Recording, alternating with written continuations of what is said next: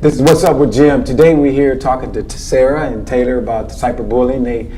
They're competing to go downstate and for a cyberbullying contest, and we'll let them talk about their story as far as what they've done to get to this point, and then how far more they have to do to get to advance to the nationals. So I want you guys just talk about what you've done so far, and we'll continue to talk about the cyberbullying. So first we started off at regionals, which basically was a competition at College of DuPage where we competed against a few other groups on cyberbullying and how to spread awareness and positivity on it. And we only competed to the judge. There was no one allowed in the room. So it was just us two and then the judge, and we got to basically share our research and our own experiences as well. Yeah, and once we go to state, which we got second place in the regionals, once we go to state, we are going to go to Springfield and we'll stay there for a couple days at the beginning of April, and we get to compete against a lot of people from the state. Okay. And so how many groups have you competed against so far? We competed against 5 other groups. Okay, and where's those groups from? They're from all other schools around the district. Okay, so the district of U46? Yeah, around U46. Okay, so there's no schools outside of U46 you compete against yet? No. I don't think so. So when you go down state, it'll be other schools outside the district? Yes, that you'll it'll be compete the whole against? state. Okay, whole state of Illinois you'll be Yes. competing against? Okay. That's an awesome thing that you guys are doing, and you spread the word of cyberbullying for young other students. All right. So tell me a little bit about, have you had any experience with the cyberbullying? Yes, I have. Okay, tell me how's that experience? It was not a fun experience. You know, I had just started my social media, and I just started on the social media I was on, and I thought I was posting pictures that I had liked, and I was proud that I was posting them, and then I'd get these comments from girls in my grade, and they would just be mean comments like, "Oh, that's so funny, LOL," but it wasn't meant to be funny. Or like they'd be tagging other girls in it saying mean things about me. And it's like, yeah, I can see them, but why would you say that? Okay. How about you? In middle school, I definitely had a bad experience at some points. It wasn't to the point where it was crazy bad, but it got me down a lot. And I feel like everyone gets cyberbullied or bullied in general. It's just it's a different extent.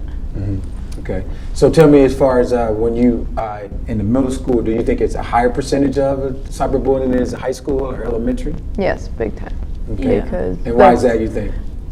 that's when all the kids decide to get social media. 7th, 8th grade, sometimes 6th grade. That's like the middle, like the main average point of when everyone, you know, they're getting their phones then, they're getting onto these social media accounts, and, you know, it's another way to tear other people down. Okay.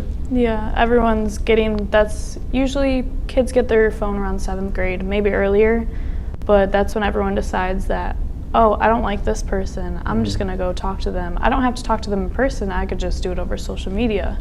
It's a lot easier for them to cyberbully than to actually bully in person. Okay. So what steps should a student take if they feel like they're being cyberbullied? They should speak up about it and speak out about it, go to an administrator, go to a parent or an adult they can trust, and tell them what's going on in their life. You don't want to hide it because it's going to get worse in your mind, and it's going to get to mental pain and all that stuff. So you want to be open and honest with it. Yeah, you kind of want to expose the problem as it happens.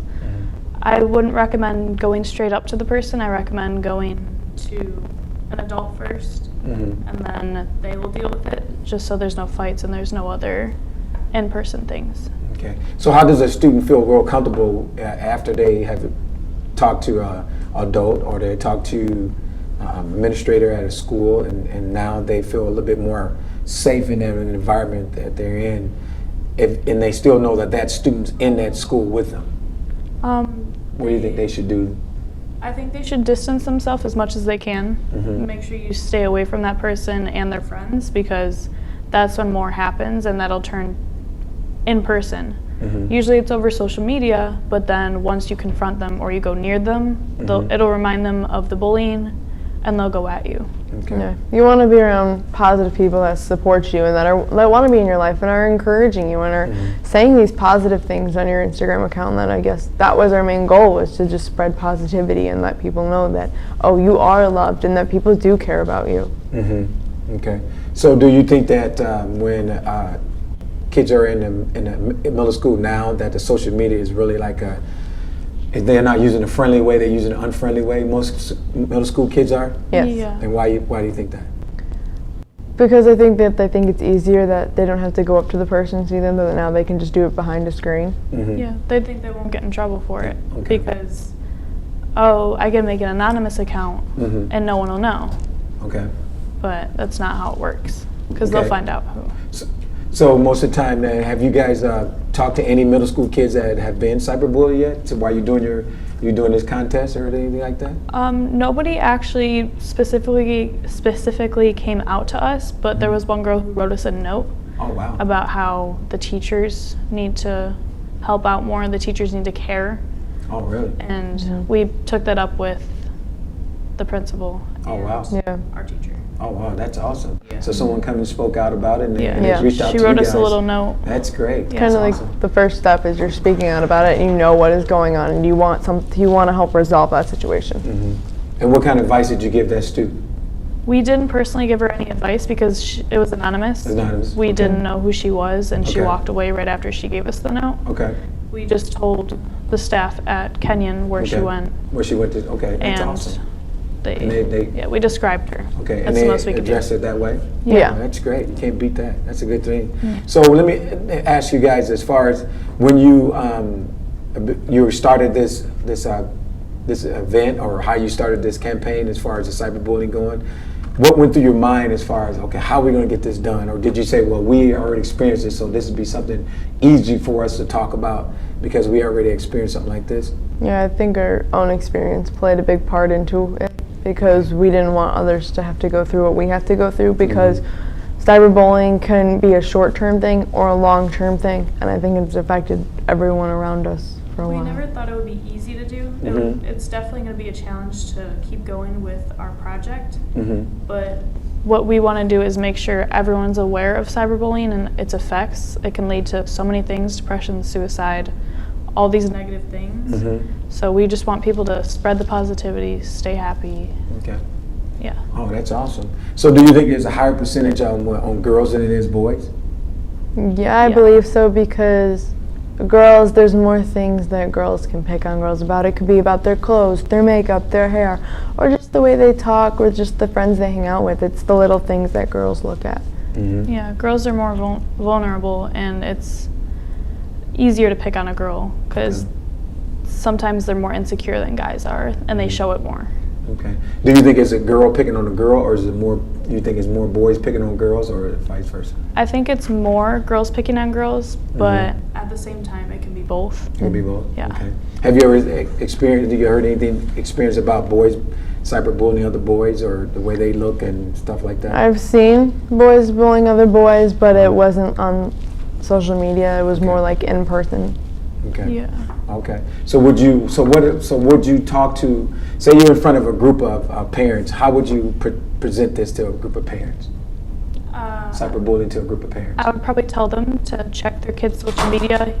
Yeah, I know kids don't want that because they want their own privacy, but for safety issues, you want to have your kids safe. Okay. It's more important. It's Yeah. more important than that. You Okay. always want to make sure that your child is happy. You always want to make sure there's nothing wrong with your child. Okay. Yeah. So let me ask you that: what kind of advice would you give some parents if they said, "Well, hey, my son or my daughter's been cyberbullied. I really don't know what to do, and who to talk to." So what kind of advice would you give them? I kind of would give them that to talk to your child, and that if this is experience happening at school, to go to the school and be like, this is what my son or daughter is going through, and it's not okay and it's not right. And that either you want to like sit down with the principal and the other kid's parents and the other child as well that is involved, because the situation needs to end. Yeah, just the staff at the building that they're at, the school, just the administration, anything that you need to go to for the measures of the bullying. Okay. So do you think that the students, that if they're being bullied by another girl or another boy, they should immediately meet with them, the other student, or they should wait until has the principal bring them together, or? The principal, I feel like, should bring them together, but I think it needs to, if it's once or twice, it needs to be more than once that it's happening. Okay. That if it gets to a certain extreme point, that's when enough is enough. Yeah, it needs to be constant, And I think that they shouldn't meet in person first because you never know how they're going to act. The person that's doing the bullying, they could act in a total hostile way. They can fight you, you never know. So I'd recommend going to the principal first, or counselors, or anybody. Okay. So do you think that if say for instance that the principal brings them together twice or 3 times, and they think they should meet more than twice and 3 times, or just twice is enough? I think if the problem keeps going, then they should meet more. But otherwise, I think that sounds like a good amount. Good amount of time. Yeah. Okay. I can agree with that. So let me ask you this question: as far as when you guys experienced it in your life, did you meet with that person, or you didn't want to meet with that person? I mean, it was mentioned before when it happened in middle school for me that other people would get involved, but when it was said that other people are going to get involved, that's when it stopped. Because I feel like that the parents don't know what they're doing, and that the child's afraid of their parents finding out and afraid of getting in trouble. Okay. Yeah, I didn't really go to anybody. I guess it kind of just faded off. It stopped once I got out of middle school. Okay, so it stopped that completely, and you didn't have to worry about that person Yeah, so I anymore. didn't really have to focus on it. It wasn't a main focus. I had other goals in my life to focus on. That's awesome. That's great. So so tell me about what happens after you go downstate, which is going to be in Springfield, correct? Correct. And then after you go down to Springfield, what's the next step if you move forward past Springfield? After Springfield, if we have made it to a good place, we'll then go off to nationals over the summer in Anaheim, California, and compete there and do kind of like the same thing that we did at regionals, and the same thing what we're going to do at state, but be a little bit more different. A little bit more different than Yeah, that. Okay. we just add more to the project. They give us tips, and we just keep adding to it to make it more perfect, I guess you could say. So is there like a process that you have to use as you advance? The different step you have to use when you advance, or you can continue just to try to add things to what you're doing?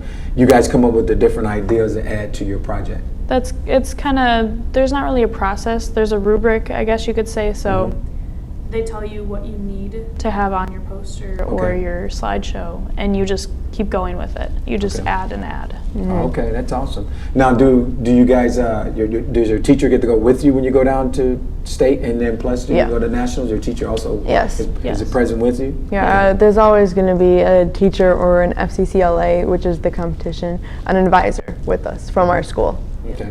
So would you guys like to do something like this nationally, where you can go out and you can speak to different schools and so forth about cyberbullying? Oh, and- definitely. I think Okay. that would be really fun. It would be good to get the word out and to inform kids on how severe it can get. And Okay. that they're not alone. They're not alone. I feel like that's what goes through a child's head when they're being bullied, that they're alone and that no one understands what they're going through, but that's not true, because there's other kids that are experiencing the same thing that they're going through.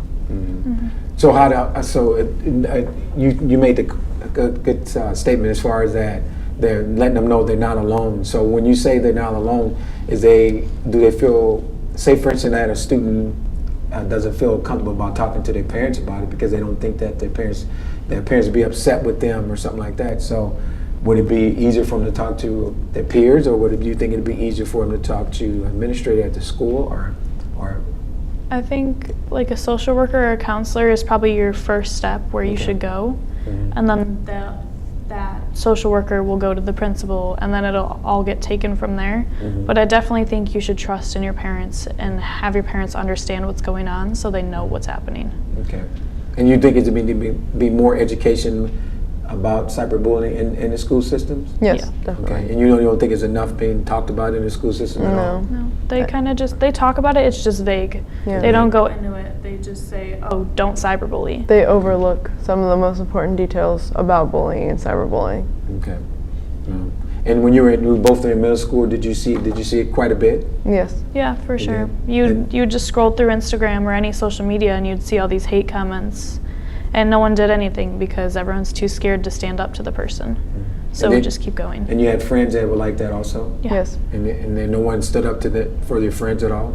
No. So what do you do if you see one of your friends is really going through that and they haven't, and you know that they haven't talked to administrators at the school? So what do you do as a friend? How do you address that?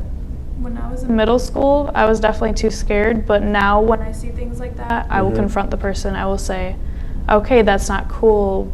Why? Like, what's the point of cyberbullying someone when you could just let them live, let them be them? You definitely want to like cheer them up. If you can tell someone's down, like I could tell with one of my friends that they were down, you know, you want to be positive and cheer them up. Like, oh, your top is cute, or oh, you have a good personality, or you're such a good friend to me. Thank you for being a friend, and like I'm always going to be here for you if you need me. That's the thing, is that people sometimes feel like they don't have any friends. Do you think it's because they think they don't fit in, or is it because of the fact that they're different than others? Or are they Everyone's trying to fit in? I think it's different.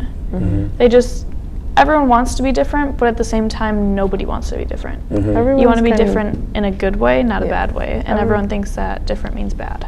Everyone's different in their own way. That is true. So they all have like their different experiences, their different likes and dislikes. So kind of that goes into play as well. Yeah.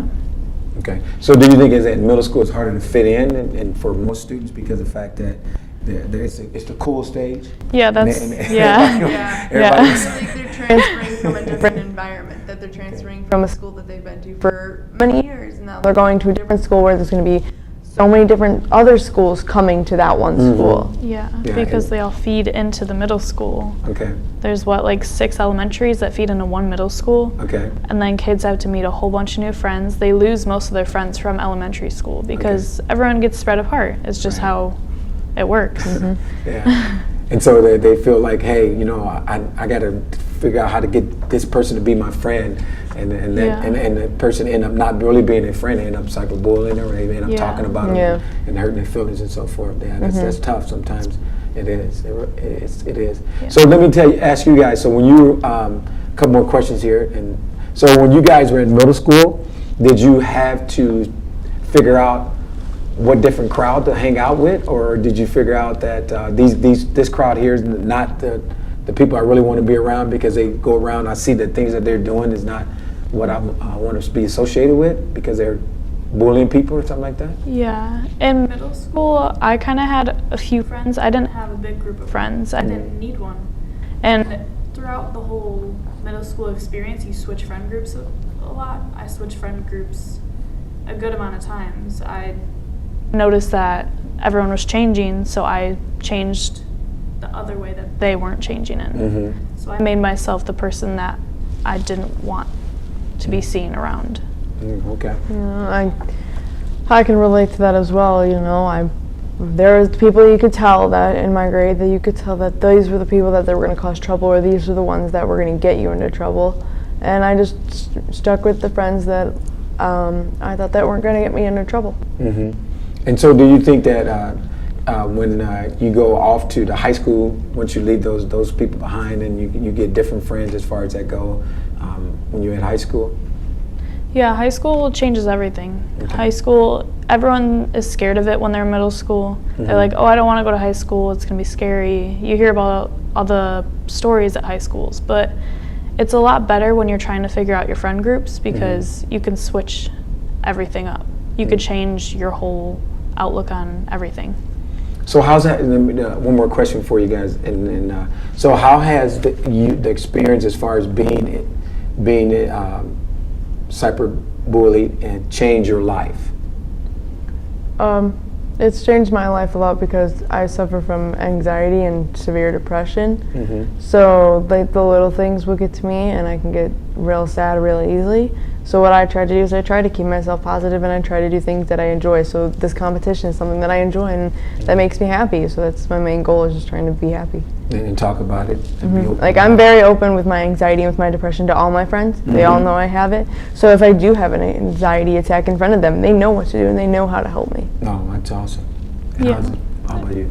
It's definitely changed my life. I'm a lot stronger now because I went through it and I had to deal with it at the time. And people know how I am. I'm very emotional.